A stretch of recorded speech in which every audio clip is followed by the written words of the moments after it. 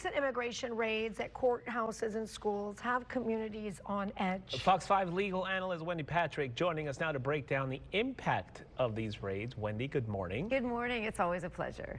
Likewise. Let's talk about this. How have these raids impacted cases at the courthouse? Well, this has been a nationwide conversation we've been having, and the issue is, you've got federal immigration law and then you've got state law and different types of courthouses for each.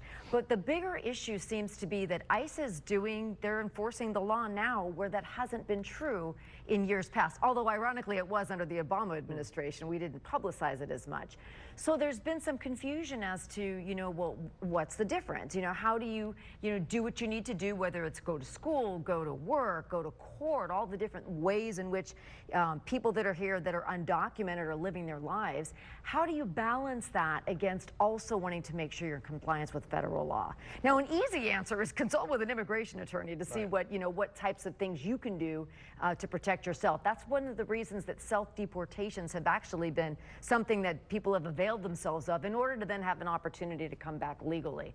But other times it can just be traumatic, just depending on where it happens. And those are the cases that are really grabbing headlines across the nation. We'll talk about some of those cases that are grabbing the headlines, as you mentioned. But if you go to an immigration attorney for help, assistance, guidance, but then you're too scared to show up to court to be able to continue the process, then how is this going to work? Well, the job of an immigration attorney is to advise a client what their rights are and how to navigate the process in a fashion that won't leave you vulnerable or liable to being arrested and being surprised. And part of the way they do that is by filing their own proceedings to try to figure out how to do this legally.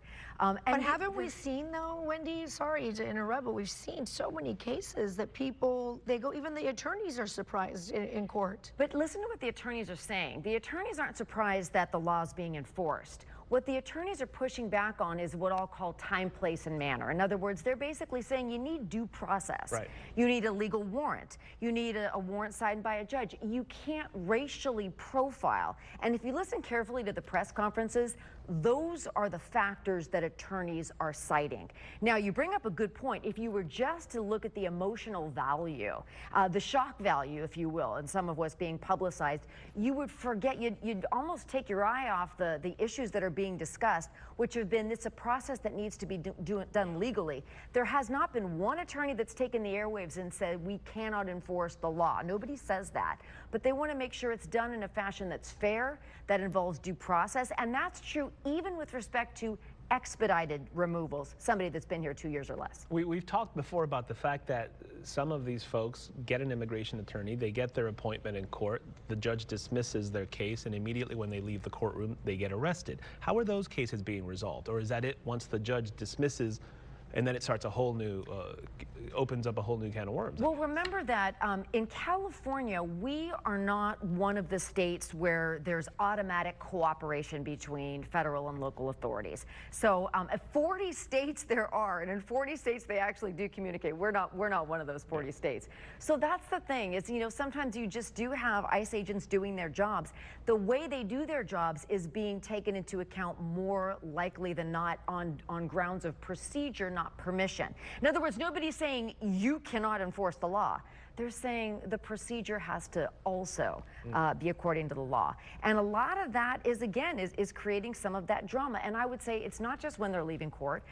We've had some high-profile schools. Yes. We've had some workplaces. Remember last month, we talked a lot about ICE presence at shopping malls, the Fashion District, Home Depot. In fact, that's one of the things that has really generated some of the protest across the nation. But I'll bring up one more thing. We have 3.5 more years of this. So part of what we're talking about now is how we can reduce chaos, increase knowledge of how to get through this process legally, effectively, ethically, safely, to where we reduce the trauma that can be caused by people being surprised because it's a law that wasn't enforced for so long. Let's figure out how we can do it in the easiest manner possible. Yeah, you talk about that trauma, and in particular, when you see them happening outside of schools where there's kids there and they're watching, or they're, seeing what's happening with their parents, this is legal, correct? It is, but it brings up a good point, Shali, because there's such a thing as sensitive areas. In other words, there are some locations,